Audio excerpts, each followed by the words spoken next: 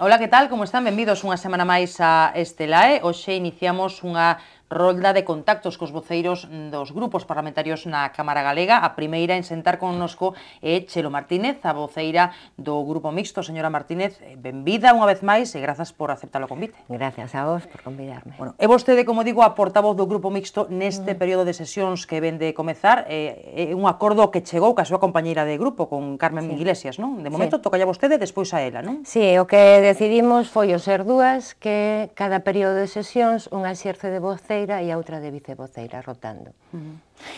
Estes días asistimos a unha polémica na Cámara, unha de tantas, non pola maneira de facer política, senón pola maneira en que debe funcionar o Parlamento, non? O crearse un grupo mixto con dúas deputadas, vostede, Carmen Iglesias, as dúas procedentes de AGE, pois hai que repartir os cartos cos que hai que traballar e hai que repartir as iniciativas que se poden presentar, incluindo as preguntas ao presidente da Xunta que se fan nas sesións plenarias, non?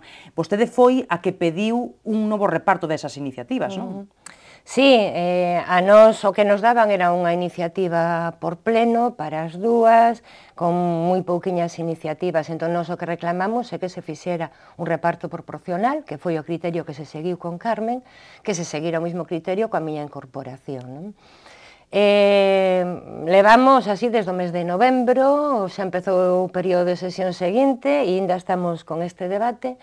Entón, houve unha proposta da mesa, apoiada polo Partido Socialista e polo Partido Popular, de reparto proporcional, donde a nós se nos incrementan, non se nos dá todo o que sería proporcional, pero se nos incrementan as iniciativas, pero a conta de retirar iniciativas a AGE e o BNG, non? E precisamente AGE e o BNG ameazaron mesmo con recorrer ao Tribunal Constitucional, non? Houve moitísimo malestar por parte dos dous grupos. Tampouco a vostedes lles gustaba esa proposta da presidenta da Cámara, non?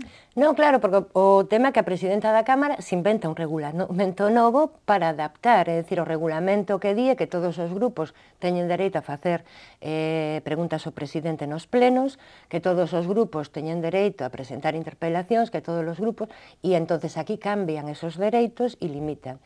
E sobre todo, además, porque lle afecta ao BNG, que non ten nada que ver con isto, sigue co mesmo número de diputados que cando empezou a legislatura, e non ten máis sentido que recortar o tempo de debates, non? Pero vostede que cree que teria sido máis xusto que lle afectara solo a AGE? Non, eu creo que é máis xusto que non lle afecte a ninguén, é dicir, que non estamos falando de cartos, non estamos falando de nada máis que de tempo. E eu creo que tal como está o país, con todo o que está pasando, o que temos que ter os políticos é tempo para debater o que necesitemos e non pode ser esa disculpa para coartar o dereito de participación dos diputados e dos grupos parlamentarios. Bueno, nese sentido, falando de tempo, o que propoñía o BNG era precisamente un reparto de iniciativas entre todos os grupos de maneira igualitaria, de maneira que os plenos durasen algo máis, pois 3 días sesión de mañá en lugar de 2 días sesión de mañá e tarde. A vostede esa iniciativa que lle parece? A min pareceme ben, ademais é que agora, por exemplo, a sesión dos martes termina sobre as 8:30, 9 da noite, pero a sesión do mércores termina sobre as 5:30, 6. É dicir, está claro que se pode ampliar e para que non sea tanto xunto, porque si é certo que sesións de 11 horas pois é difícil de levar, sobre todo para nós, que somos dúas e temos que intervir en todo e é moita carga. A min ao reparto de 3 mañáns dedicadas a pleno e as tardes a comisións, pois me parece un bo reparto. Non creo que, sobre todo, é cuestión de vontade política de poñer o Parlamento a funcionar dunha forma equitativa e que ademais rebarxe toda a tensión que se hai no Parlamento, que xa bastante. Vostede cree que pode sair adiante esa proposta? Ve receptividade por parte dos outros grupos, por parte do Grupo Popular, que é o maioritario? Si, home, de feito, na xunta de portavoces última onde se plantexou este acordo, o voceiro do Partido Popular, Pedro Puy, dixo que o Partido Popular estaría disposto a darlle outra volta, a intentar, e se a presidenta que lle dé outra volta para intentar chegar a un acordo. Co cal entendo que non está pechado, e esperamos que lle dé a outra volta e nos traiga unha proposta máis razonable. Con axilidade, digo, porque, como dicía vostede, xa está iniciado o período de sesións, non? Isto hai que deixalo resolto dunha vez. Sí, claro, nos ainda non temos nin contestación dos dereitos que temos en comisión, tampouco, é dicir, seguimos xa co período de sesións avanzado, pero, bueno, pola nosa parte, dixemos desde un principio, se hai vontade darnos esa representación, esas funcións de iniciativas, non vamos a poñer problema, por lo tanto vamos a esperar tranquilamente a ver que pasa. É dicir, que lles preocupa máis iso, ter tempo para presentar iniciativas ou para facer preguntas que cartos para traballar ou que despachos máis amplos. Sí, que a veces bueno, tamén se reclama dependencias mellores, tamén se ten reclamado iso, non? Sí, no, de feito, a presidenta que nos dixo que nos van a montar un despacho, porque claro, non temos despacho de voceiro, nos, é o único grupo que non ten, entón encima onde temos o despacho do grupo para montar un, xa dixemos, non é para nós tan prioritario como que nos digades con que podemos traballar e como podemos traballar e a que temos dereito, non? Entón, sí que é importante ter un sitio, sobre todo, para recibir xente que quere falar cousas pois, máis personais, non? Ter un sitio onde podas falar tranquilamente, está ben. E despois outro tema do diñeiro, pois evidentemente, se tes diñeiro podes traballar, sempre facer cousas mellores, pero tampouco imprescindible, porque no que, se se quere traballar, podemos traballar con este acordo. E además nos comprometimos a que o económico nunca sería o que nos levaría a un suicio ou a reclamar esos dereitos. Malia todo o que se dixo de vostede, que marchaba de Ague por cuestións económicas. Sí, foi o primeiro que se dixo, que é increíble, non? Pois non, agora vou a ter moito menos diñeiro que se estuvera en Ague, pero, dende logo, a mesma ilusión coa que empecé para traballar, non? E por aí non vai a estar o problema. O que din os socialistas é que o que habería que facer sería reformar o regulamento da Cámara. É verdade que está desfasado? Vostede tamén o cree? O regulamento da Cámara está desfasado, porque creo que un regulamento baseado en 3 grupos parlamentarios e se nos avecina ahora un futuro de moitos grupos parlamentarios. Eu creo que vai haber na Cámara máis variedade, máis pluralidade, e iso vai necesitar un encaixe de participación, porque o que di ahora, como te comentaba, é que todos os grupos teñen dereitos a presentar, a intervir, con lo cual, se temos 8 grupos, pois podrían ser plenos, sí que hai que darlle unha volta a todo isto e adaptar o que se nos ven. Bueno, pois a espera de ver en que queda todo iso, de ese reparto de tempos para que todos poidan facer o seu traballo. Vostede está satisfeita de como está de momento desenvolvendo o seu labor como deputada do Grupo Mixto, María, todo o que ten por resolver aínda? Sí, bueno, moi limitada por todas as cousas, non? O traballo parlamentario ten bastante burocracia polo medio, non? Tes convocatorias de mesas da comisión onde se deciden, entonces encaixar todo eso cando ainda non teño a resposta da Xunta, do propio mesa do Parlamento, me está resultando complicado. Pero, bueno, nos vamos adaptando ben, é moito máis traballo, evidentemente. Traballa máis que como deputada de Ague? Moito máis. Moito máis, porque date conta que antes o traballo o repartíamos entre todos os parlamentarios de Ague e agora estamos Carmen e eu e, pois, por exemplo, nos plenos, pois, tes moito máis traballo, moitas máis intervencións e moitas máis comisións que levar. Eu antes estaba na de Industria e Medio Ambiente e Territorio e agora estou, pois, en Sanidade, Medio Industria, Economía, é dicir, tes moitas máis comisións e moito máis traballo. Supoño que traballa máis, pero que tamén traballa máis a gusto. Sí, sí, porque sobre todo eu creo que estou facendo o que entendo que era o compromiso que nos adquirimos, o que eu entendía como Ague e como Anova, esa nova forma de facer política. Eu creo que agora estamos facendo en Cerna, dentro do Grupo Mixto, sin atarnos a nadie máis que os nosos compromisos coa sociedade tal como se entendimos. O que si tiña, estando en Ague, era unha maior posibilidade de sair nos medios de comunicación. Digo, pola mestría de Beiras, non? A hora de case erixirse como un líder da oposición, sen selo, non? Formalmente. Esa capacidade que ten de dar titulares, non? Ter sempre ese protagonismo. Eso sí que, estando no Grupo Mixto, pois é un pouco máis complicado, claro. Sí, por eso o que comentabas ti antes de que se decía que se me marcher por diñeiro e tal, é dicir, quen ten interés en quedar, permanecer e ter carto e salir na tele, se queda ao lado de Beiras. É dicir, cando alguén decide, non me quedo aquí, que é o sitio de las cámaras e de la repercusión social, e se va para outro lado con menos repercusión social, está claro unha cuestión ideolóxica e de funcionamento importantes, non? E agora que as cousas están máis tranquilas, retomou a relación cos seus excompañeiros de grupo en Ague?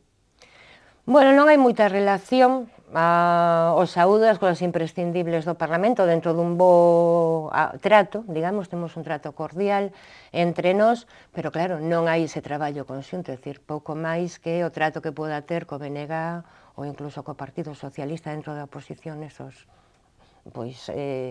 diálogos que temos sobre temas do Parlamento. Aínda que si vai concordar con eles, supoño que moitas iniciativas, e eles con vostede, non? Digo, porque en moitas cousas Sí, eu creo que propoñen o mesmo, máis ou menos. AGE, BNG e eu, personalmente, partimos todos dun mundo nacionalista e coincidimos no 99,9% das iniciativas e dos debates parlamentarios. E que a súa compañeira de grupo, con Carmen Iglesias, traballa ben? Sí, traballo ben, inda que ven da cultura política, digamos que as dúas nos entendemos ben e, sobre todo, respetamos a visión de cada unha. Como non temos obligación tampouco de coincidir, ou ser o grupo mixto, hai unha total liberdade e respeto e nos repartimos o traballo parlamentar e ben, estamos levando moi ben. Unha das primeiras cousas que fixo vostede como deputado do Grupo Mixto foi pedir que os deputados tributen a Facenda o 100% do seu salario. A xente isto lle pode parecer escandaloso, pero en cada nómina, entre 1.000 e 1.200 euros das nóminas dos deputados non tributan a Facenda. Isto non ten ninguna explicación, ou dificilmente é xustificable.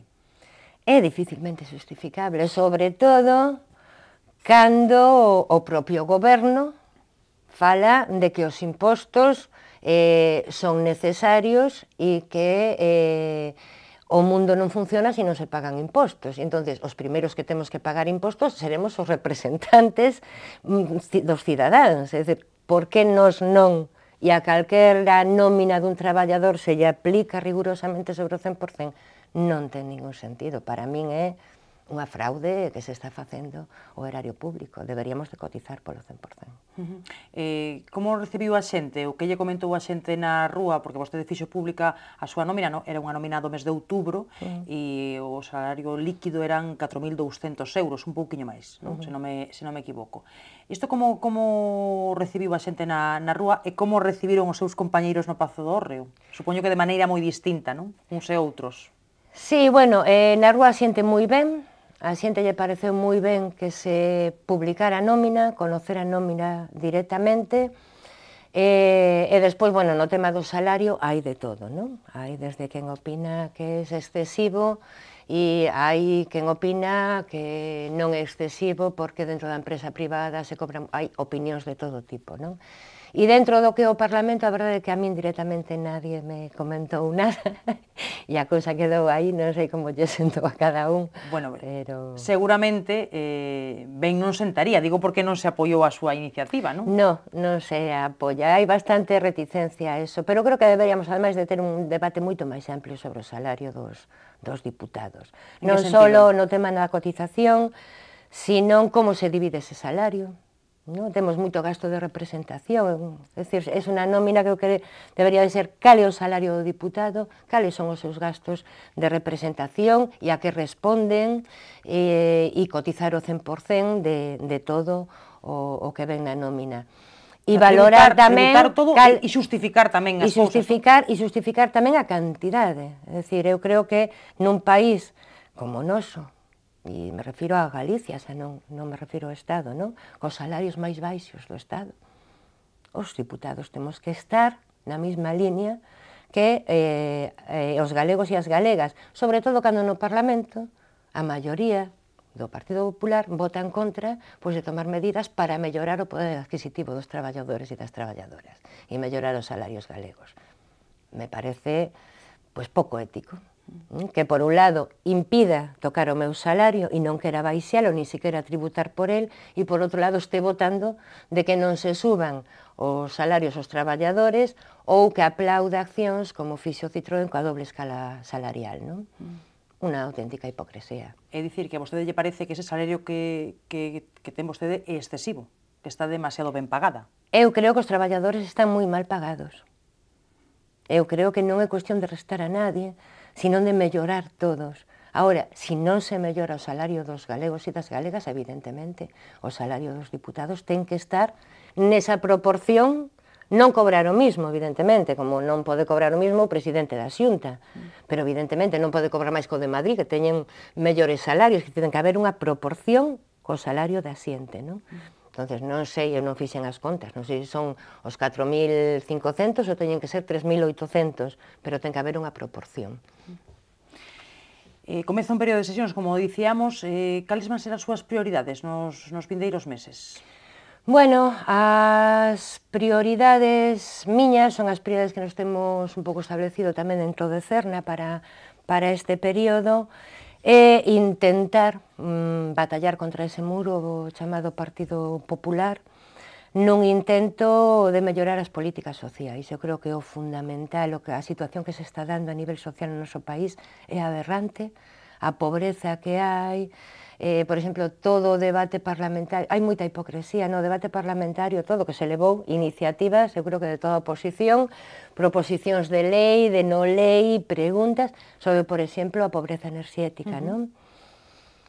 A frivolidade con que se trata por parte do Partido Popular, con un bono de 120 euros ao ano para xente que gane 3 veces menos do IPREN, que ya non toma nin o salario mínimo, non? Que te decía, de que salarios estamos falando do noso país? Se hai xente que vive con 400 euros, non podes poñer un bono de 120 euros. E tes que ver se hai nenos, se hai dependentes, se hai enfermos, se hai... Todo eso se obvia. O que está pasando cos enfermos da hepatitis C, o que está pasando cos salarios, coa conciliación para que as mulleres incorporen a vida laboral, no? Co incremento da diferencia salarial entre homes e mulleres. É dicir, hai moitísimas cousas donde hai que traballar moito e eu creo que o traballo que temos que facer pois hai a parte, bueno, de todas as outras cousas que van xurdindo no día a día. Fala vostede dos enfermos da hepatitis C que precisamente foron protagonistas hai unhas semanas no pleno, escenas que nos conmoven, non?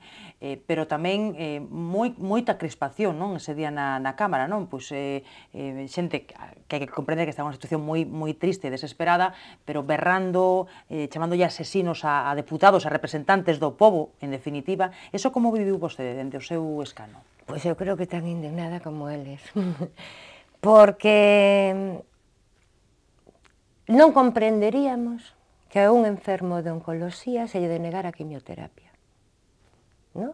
Nos parecería que se lle está privando do seu dereito a intentar curarse, polo menos, non?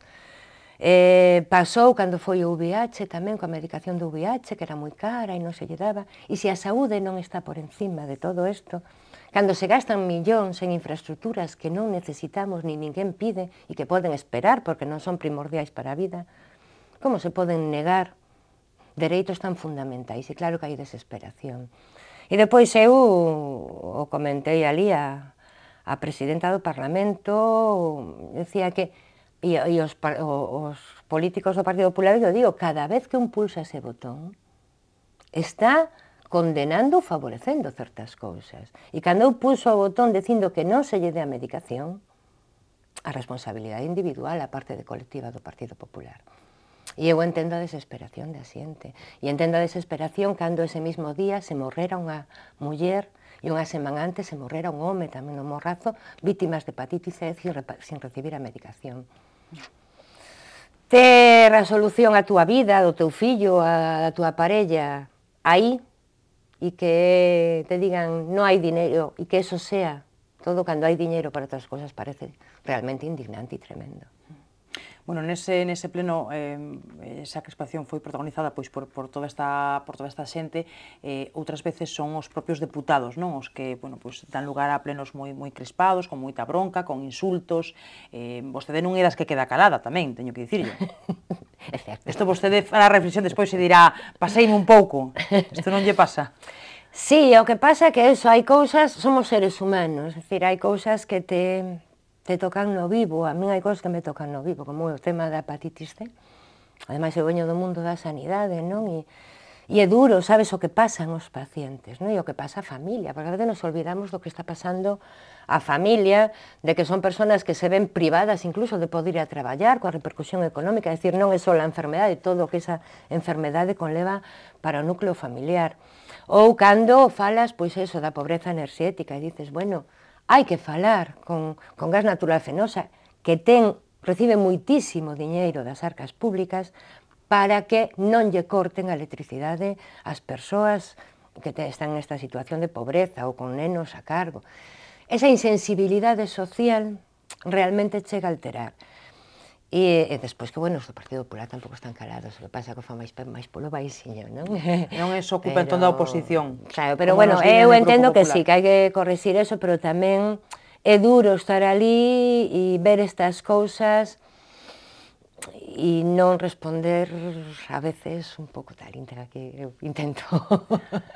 Bueno, non o intenta moito, dame a sensación, pero como cree que o percibe a xente da rúa? Cree que a xente lle gusta ver esa algarada? Non, eu creo que non lle gusta, por eso eu intento, ainda que non parezca, intento morderme a veces a lengua, pero é complicado, creo que nos pasa a todos cando algo nos ofende como personas, cando algo é tan injusto, non? Que dices, bueno, ¿no? Como cando dices, pues tomar medidas contra as mulleres que son vítimas de explotación sexual, ¿no? E miras que non hai unha realidade, unha aposta de verdade por eso, e sabes que é unha vida tremenda, doe como ser humano, non? Quizáis a xente agradecería acordos entre os grupos parlamentarios alo menos de cando en vez, non?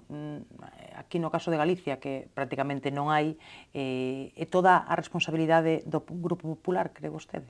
Eu creo que sí, porque é tamén o talante, non? É dicir, eu podo ser o grupo que goberna e non aceptar, por exemplo, no tema da hepatitis C, non? Pero podo abrir a porta, é dicir, eu podo decir, vamos a facer isto, vamos a buscar esta outra vía, pero non aquí, os expertos dirán, non hai ni sequera a vontade por parte da propia Xunta, decir, pois vamos a paralizar tal obra e este diñeiro que a Xunta vai utilizar en isto, podemos utilizar en isto outro, non buscar o do bono enerxético, pois vamos a intentar, vamos polo menos a falar coas eléctricas para negociar isto, tampouco hai ni sequera, é un no polo non, non? Porque a súa política evidentemente é favorecer pois as grandes multinacionais, non? E o gran capital. Ben, o presidente da Xunta está recén chegado dunha viaxe a Latinoamérica, estuvo en México, en Perú e en Colombia, estamos un pouco a espera tamén de que el renda contas, non, desa viaxe, dos frutos que puido dar. Vostede, polo que fomos coñecendo a través dos medios de comunicación, que impresión ten sobre esa viaxe de Feijóo a Latinoamérica? Pois eu creo que un pouco a idea ademais que diele a de Pemex, non? Seguir con máis Pemex.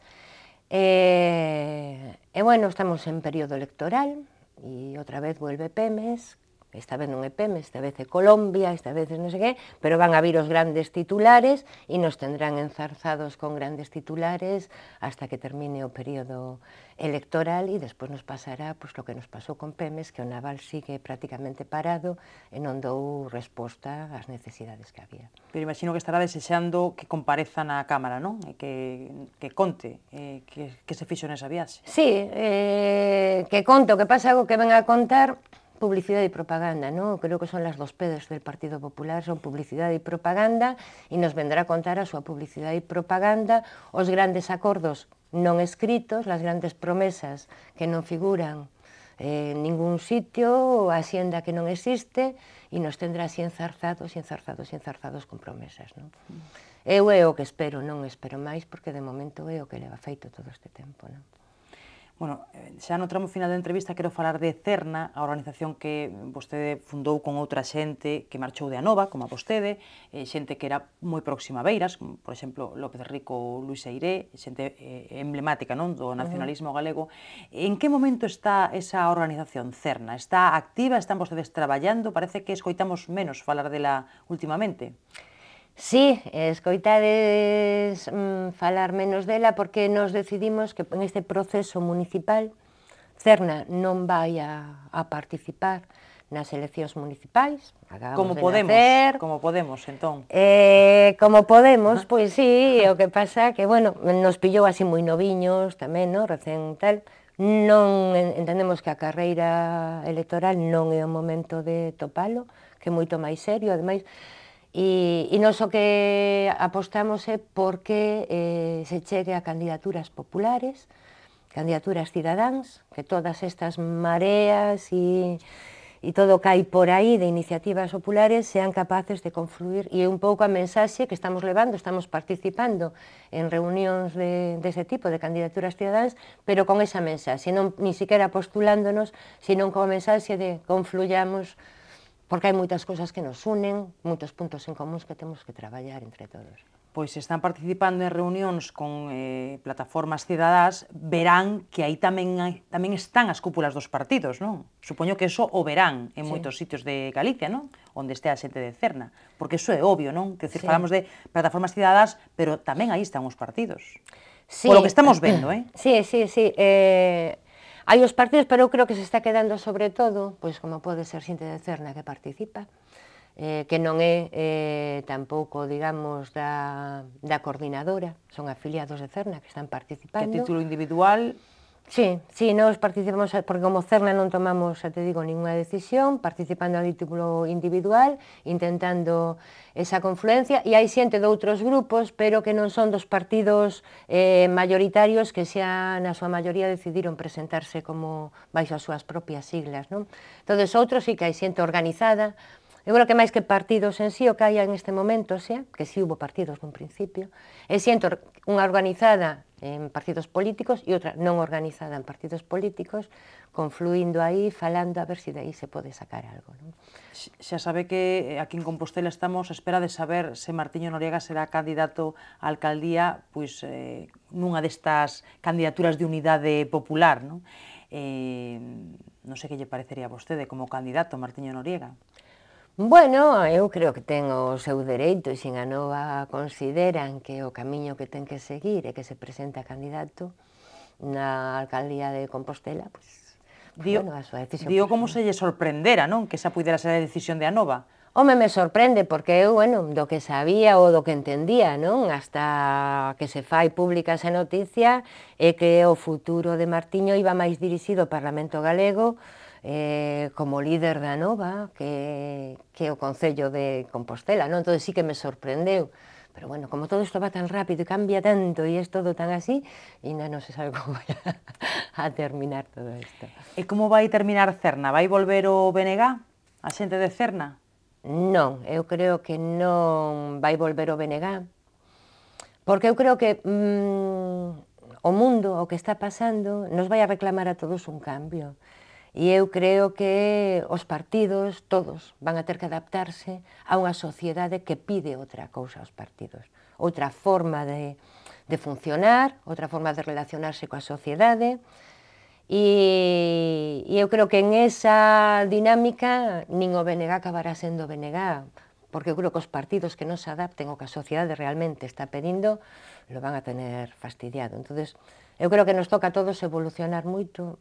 Estamos vivindo unha etapa moi interesante de cambio social, que eu creo que ahora estamos vivíndolo con tanta presión que tampouco somos capaces de evaluarlo moi ben, pero eu creo que despois de todo este proceso vai haber un antes e un despois de estos anos, vai a cambiar o propio concepto do traballo político e da relación política coa cidadanía. Vostede cree que o BNG acabará por ser outra cousa diferente do BNG, tamén o Partido Popular ou o Partido Socialista?